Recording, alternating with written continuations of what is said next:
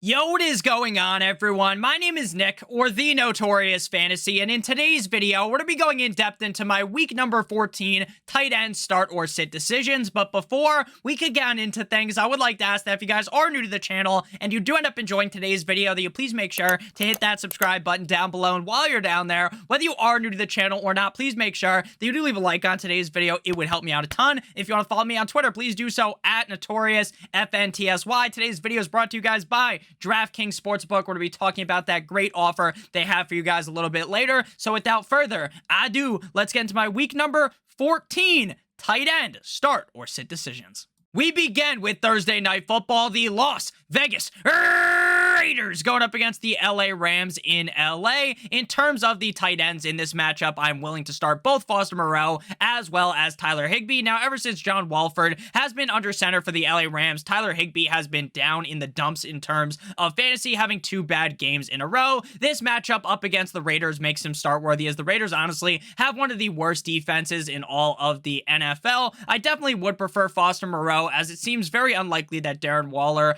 or Hunter Renfrow play in this game. I still think Foster Moreau has a lot of juice, and the Raiders could really lay the smackdown here on the Rams and put up a very solid point total for Foster Moreau. So I definitely like him more than Higbee, but I think both are start worthy in this game. Now we move to the Sunday slate, beginning with the New York Jumbo Jets at the Buffalo Bills. In this matchup, I am going to be starting Dawson Knox. Now, Dawson Knox has been the definition of boom or bust this year. We've seen games where Dawson Knox absolutely balls out, and then other games where he does absolutely fucking nothing for your fantasy football team. The Jets are actually one of the worst teams in the NFL up against the tight end position. So if there ever was a get-right game for Dawson Knox after basically being pretty fantasy irrelevant all year long, it would be this week up against the Jets. Tyler Conklin does possess some type of talent, and we have seen it at points in the season. Last week, though, this guy was down astronomical. He played like absolute shit up against the Minnesota Vikings, and I think that might result in Mike White not trusting him so much. So here, after last week's performance, we're going to sit him on the bench. Next up, we got the Cleveland Browns at the Cincinnati Bengals. This is assuming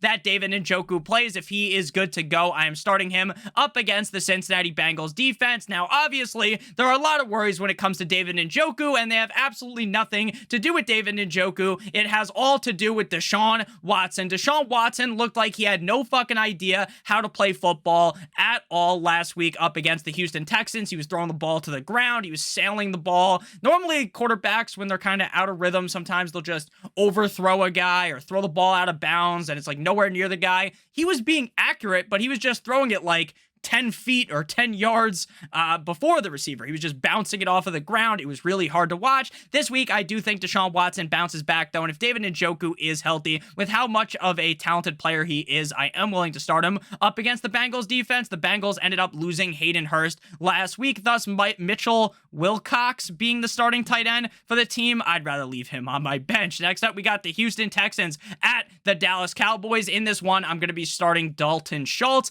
Now, my biggest worry about Schultz and all of the Cowboys in this matchup, besides the running backs, is the fact that I think it is entirely possible that the Dallas Cowboys lay a certified ass whooping onto the Houston Texans, and that makes it so a lot of the players are benched early on in the second half. If you guys watch the Houston Texans versus the Miami Dolphins, that is exactly what happened. Tua Tagovailoa and that offense slapped up the fucking Texans defense early on in the game, and then they benched Tua very early on in the second half. And with how explosive this Dallas Cowboys offense looks, there's a very good possibility that potentially Dalton Schultz could be benched early on in the second half. Now, obviously, if he is benched and the whole team is benched, you would think that Dak Prescott just fucking dissected that defense like a science project in high school where you have to dissect a frog. So I fully expect Dalton Schultz to have a good game, but there is still that worry. You know, the devil versus the angel on the shoulder. The angel is like, this is a wet dream matchup. This is amazing. The devil's telling me that, hey, you might want to be a little bit cautious when you're ranking Dalton Schultz because he might just get benched after the first half. Jordan Atkins is going to every once in a while score a touchdown, but at the end of the day, I do not trust him. But with Davis Mills under center, it's got to be better than Kyle Allen because Kyle Allen absolutely sucks ass. Next up, we got the Minnesota Vikings at the Detroit Lions, a TJ Hawkinson revenge game. Now, I wouldn't say it's much of a revenge game because he's probably happy being in Minnesota away from the Lions, but hey, the Lions are doing pretty decent this year. Not to dog all over the Lions, but I'm sure he's very happy to be on one of the best teams in the NFL right now. According to the record, of course, in the Minnesota Vikings, TJ Hawkinson is in a very good spot here for a humongous game up against a garbage Lions defense. The Lions utilize a couple of different tight ends after they got rid of TJ Hawkinson. Brock Wright might even end up scoring a touchdown in this game, but he is incredibly inconsistent. Next up, we move to the Philadelphia Eagles at the New York Football Giants. In this matchup, I'm willing to start Daniel Bellinger. Now, Daniel Bellinger early on in the season was a really consistent tight end. Now, he definitely wasn't a guy that I was like banging the drum for every single week, talking up to be a top 5 tight end, but he is a pretty skilled player on a roster of wide receivers that aren't very good at all. So he's bound to get some targets. The Eagles defense is tough though, making Daniel Bellinger just an all right start, kind of just a start in a pinch if you got a couple of players on bye, because in reality, you don't want to heavily rely on Daniel Bellinger. Dallas Goedert should be returning next week in week number 15 based on the reports that I read. Jack Stoll is the backup and he is going to be a sit here for me. Next up, we got the Baltimore Ravens at the Pittsburgh Steelers. Mark Andrews last year, in terms of points per game, actually performed more effectively with Tyler Huntley under center compared to Lamar Jackson. Now, that might be a cherry pick stat because obviously, if you have Mark Andrews, you would definitely prefer to have one of the best quarterbacks in the NFL, Lamar Jackson, under center. But ultimately, I still do think Mark Andrews can get it done with Huntley under center. I think Huntley is a good enough backup to be able to throw the ball to one of the best tight ends in the NFL. Pat Freiermuth is a must start every single week as well because of the amount of volume that he sees game in and game out for the Pittsburgh Steelers offense. The matchup up against the Ravens isn't necessarily the best. It's not the worst either. It's just a decent matchup all around. I think Freiermuth ends up being a top 5 tight end on the week. Next up, we move to the Jacksonville Jaguars at the Atlanta Titans. In this matchup, I like both of the starting tight ends. Now, if you can pronounce this man's name for the Tennessee Titans, his name is Chigozie Okonkwo. Sorry for pronouncing your name wrong, good sir. I know I didn't pronounce that right. I've heard it on television. They say it, but I can't remember it. He seems like he's just destined for a couple of targets every game. He's never going to wow you and have this big top 5 performance more than likely, but up against a not-so-hot Jaguars defense on the Titans without Treylon Burks, I think Mr. Chigozie is worthy of a start this week. Evan Ingram is coming off of a really decent game last week up against the Detroit Lions. I do think that Evan Ingram is a guy that I want to start every single week, but he's another one of those players that is incredibly boom or bust. We've seen the highest of highs for Evan Ingram, as well as games where he puts up fucking like 0 or 1 points. So he really is at the mercy of how strong the Jaguars offense looks and Trevor Lawrence's health, because it has been reported that Trevor Lawrence might not end up playing in this game. If he doesn't, then they're going to go with Big Dick CJ Beathard, Big Dick Beathard. And obviously that is far from ideal. Next up, we got the Kansas City Chiefs at the Broncos country. Let's ride. Now, Travis Kelce shit the bed big time last week. Now, even his worst game is still a good game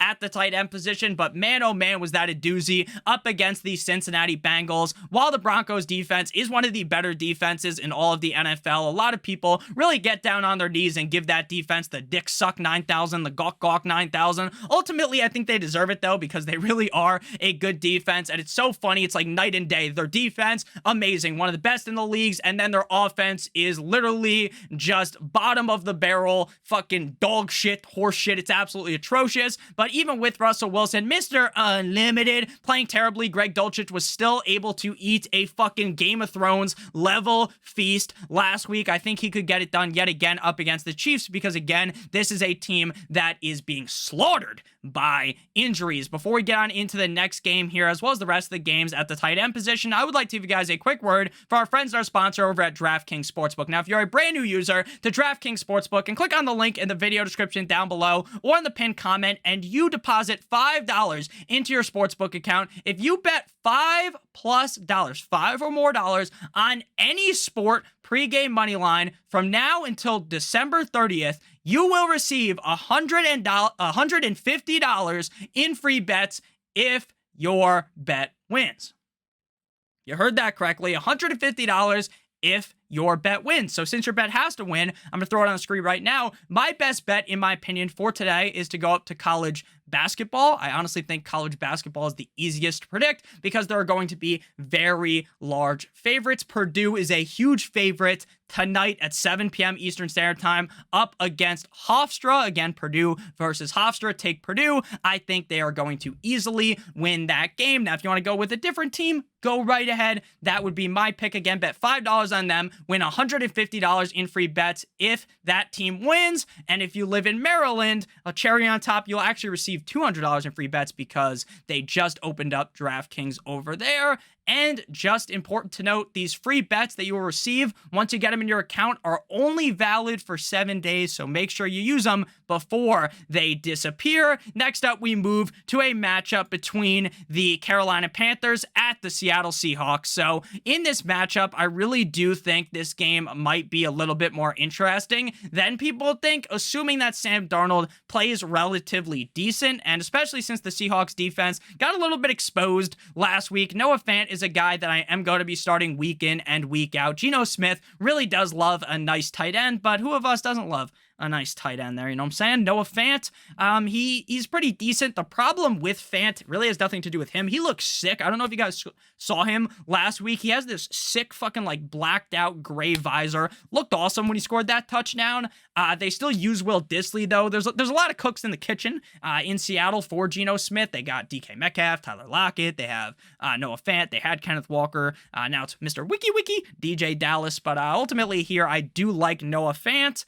Decent amount, especially because there are so many teams on bye this week. Again, the Falcons, the Bears, the Packers, Colts, Saints, and Commanders all on bye this week. Next up, we move to the Tampa Bay Buccaneers going up against the San Francisco 49ers in San Francisco. We got Tom Brady versus his favorite team growing up. George Kittle shit the bed up against the Dolphins, but even with big cock Brock Purdy under center for the 49ers, they were able to smash my hopes and dreams as a Dolphins fan. While George Kittle, again, didn't play too well, I think he could bounce back easily this week up against the Buccaneers. And again, in fantasy football, there are really only 3 tight ends in fantasy football that have the upside to really win you your week. To put up 2+ touchdowns, to get 100+ yards, have that huge week winning game, and that's Kittle, Kelsey, and Andrews.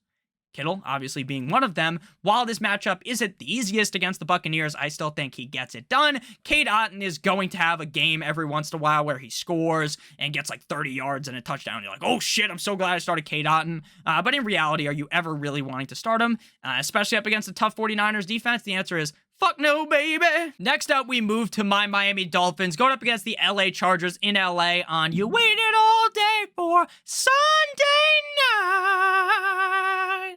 They should fucking replace me. I should be the, replace that lady. I should be the singer for Sunday Night Football. Now, Everett should be in for a big spot. The Dolphins' defense away from home is just absolutely awful. They have more holes than a fucking thing of Swiss cheese, so I think Gerald Everett should be able to have a pretty decent game here. I don't think Mike Williams is going to play yet again, so that really opens the door up wide for Gerald Everett. Mike Licky Amagasicki dropped a pass on 4th down that he should have caught. Didn't catch it. Tua was a little late on that. Gesicki hasn't really been utilized all that much recently, so you're really just praying to the fantasy football gods above the football gods above that, hey, please light a fucking vigil. Mike Gesicki scores a touchdown, because if he doesn't score a touchdown, he's going to be fantasy irrelevant. Final game here, we got the Patriots at the Arizona Cardinals on Monday Night Football. Hunter Henry is a start here. I don't necessarily think he's the best start out of everyone, but ultimately the matchup up against the Cardinals is incredibly good. You can cut up the Cardinals defense like one of those. Do you guys remember back like a couple of years ago? I don't remember. I think it was during COVID where people would just do this hot knife challenges where they light a fucking expensive ass Gordon Ramsay level knife on fire and they just cut through shit and it would look so cool. Like one of those, like that's what any offense could do to the Cardinals defense. Just easily, maniacally butt fuck your defense, raw dog. So Hunter Henry could have a good game even though Mac Jones is pretty mid. So Hunter Henry is start worthy, but again, no one I'm banging the drum for. Trey McBride, very talented player, very talented prospect, but let's be honest, there's a lot of players to throw the ball to in Arizona, and McBride just isn't on top of the list there for them. Obviously, if Zach Ertz was there, he'd be start worthy, but it's just Trey McBride. So thank you guys all so much for watching today's video. If you ended up enjoying, please make sure you hit that like button down below, as well as hitting that subscribe button. It would help me out a ton. If you want to follow me on Twitter, please do so at notoriousFNTSY. If you have any questions about week number 14, please ask down below in the comment section. I love to talk to you guys down there. Again, make sure you check out DraftKings. Bet $5 on any sport, pregame money line. You'll receive $150 in free bets if your bet wins. And if you live in Maryland, you'll receive $200 in free bets. I love you guys all so much. I hope you all have a great rest of your guys' day. And as always, good boy.